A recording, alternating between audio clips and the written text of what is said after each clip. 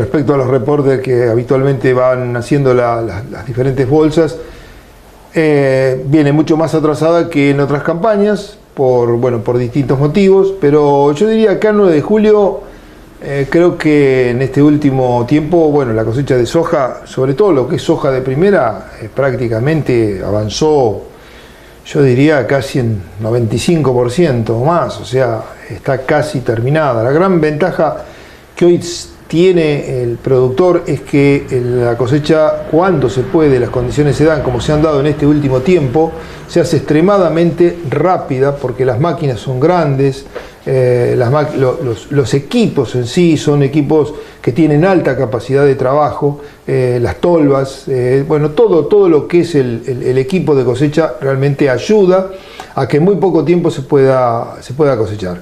Yo creo que el informe que data más o tiene más influencia lo que pasó en la zona norte, en algunas regiones donde llovió mucho. Entonces ahí se demoró, de hecho se tendría que haber cosechado antes que acá y hay lugares que todavía le falta mucho por cosechar. Yo creo que esta zona, centro-oeste de la provincia de Buenos Aires, realmente la cosecha vino muy bien y lo que queda, en gran medida, lo que queda es maíz, porque ¿qué pasa? Hoy en día, digamos, por los ciclos, por las variedades que estamos utilizando y también por la forma de producción que tiene el productor actual, normalmente por ahí puede empezar algo con maíz, porque todavía la soja no está. Ese es el productor que a lo mejor tiene algo maíz, que tiene un sistema integrado con ganadería. Entonces necesita algo de maíz porque ya se quedó sin alimento para suplementar a sus animales, a sus cerdos, a aves, etcétera, etcétera. O bueno, puede tener algún contrato que vence y que hay que entregar mercadería.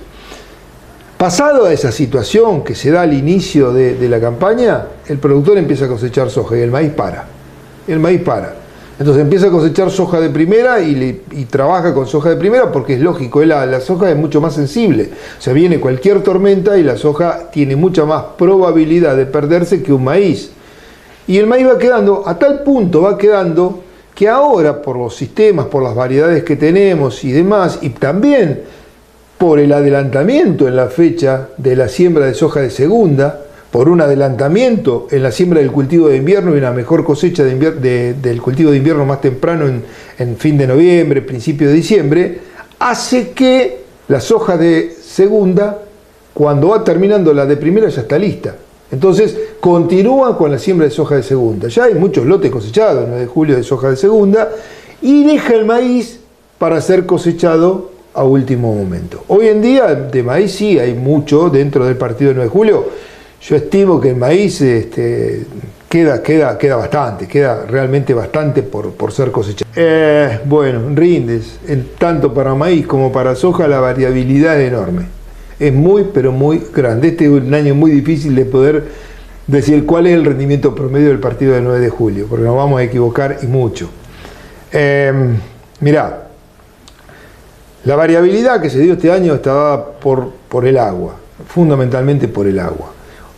Las lluvias fueron muy dispares. Ese es un punto. Segundo, la cantidad de agua que tenía almacenado un lote o que tenía almacenado otro. Las influencias de napas que tiene uno o que tiene otro. Todo esto jugó en favor de algún campo y en contra de otro. El paquete tecnológico en general, insisto, cada año se aplica mejor, es bueno, etcétera, etcétera. Pero hay rendimientos, para que uno tenga una idea, el mismo lote, sembrado el mismo día, estoy hablando de campo agrícola bien, bueno, ¿no? Por ahí tiene una loma, una parte alta del lote, en soja de primera a lo mejor cosechó 2.000 kilos, ¿sí? Y en la parte baja del lote, donde la humedad estaba más presente, donde la napa estaba mucho más cerca y pudo aportarle a ese cultivo, cosechó 5.000. Entonces hay una diferencia abismal. Ahora, ¿cuánto es de lomo y cuánto es de bajo? De ahí lo que es la agricultura por ambiente y todo lo demás es real, no es cuento. O sea, los lotes son diferentes. Yo estoy poniendo extremos, pero aún dentro de un lote parejo hay otros factores que juegan fuertemente. En el caso de maíz,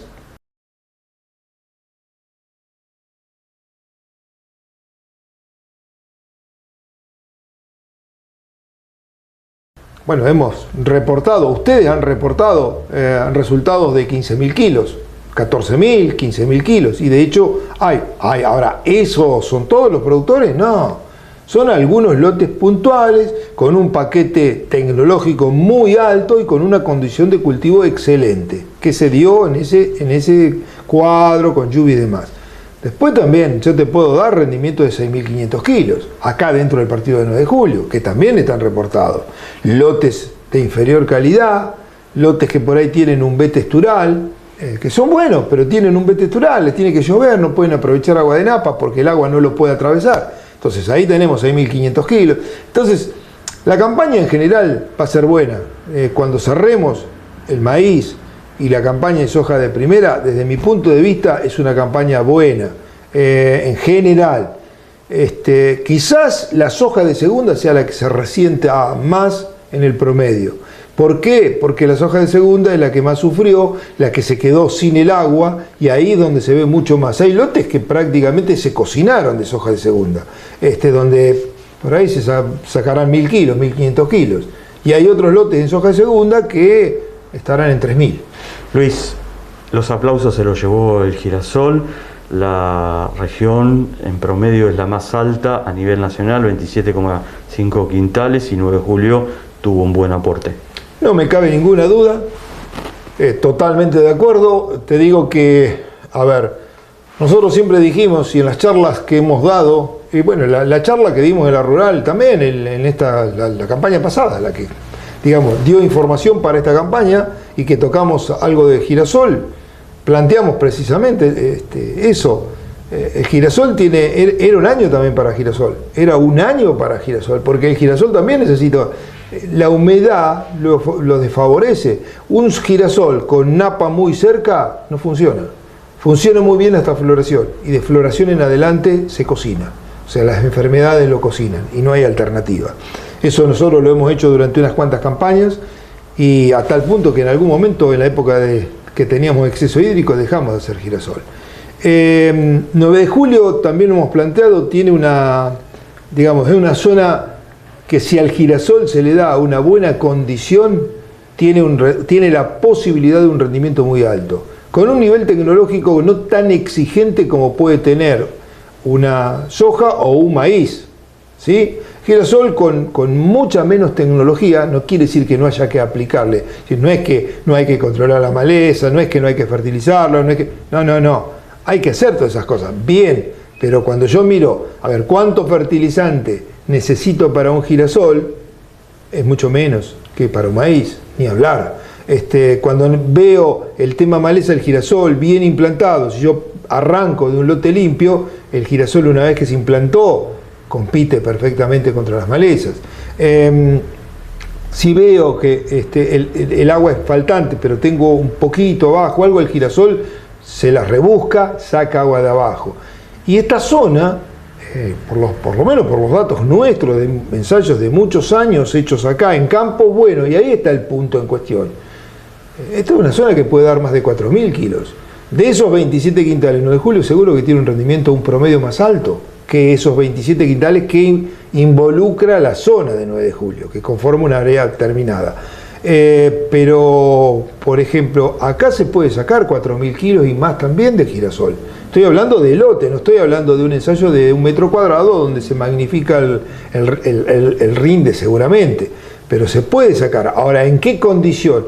Un año como el que pasó y en un lote de muy buena aptitud, ¿sí? Amén de la materia grasa que me bonifica. El girasol tiene una base de 42% y hoy los girasoles, yo te diría de 48 no bajan, de ahí para arriba, 48, 49, 50, y bonifica el 2% por cada punto. Entonces, eso, si yo sacara 4.000 kilos con, pongámosle, el 48%, son 6, 12% más de bonificación. O sea que estamos hablando de casi 4.500 kilos de girasol. Esperemos que, bueno, es un cultivo interesante también para la secuencia rotacional. Yo siempre me pregunto, ¿por qué los productores, hay tantos productores ganaderos acá en 9 de julio que no hacen un girasol como antecesor de un verdeo? ¿Sí? En febrero estás cosechando. No hay problema de máquina, en febrero no estamos cosechando ninguna cosa. Si yo siembro un girasol temprano, que lo puedo sembrar y tiene mucha más tolerancia, inclusive que un maíz, germina antes que un maíz o que una soja, yo lo puedo cosechar en febrero. Mitad de febrero puedo estar cosechando ese girasol, sin resignar rendimiento, y bueno, me deja el lote para una siembra espectacular de una avena, de un regras, que lo puedo hacer con máquina,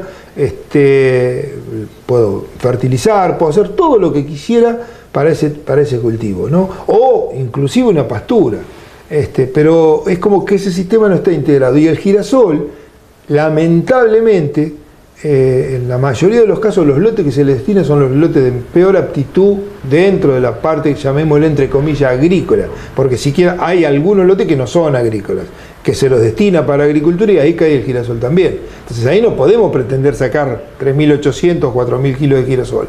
Ahí el girasol está condenado a lo mejor a 1.800, 2.000 kilos. Pero bueno, es un cultivo excelente, con muy buenas posibilidades para nuestra zona, con un costo relativamente bajo,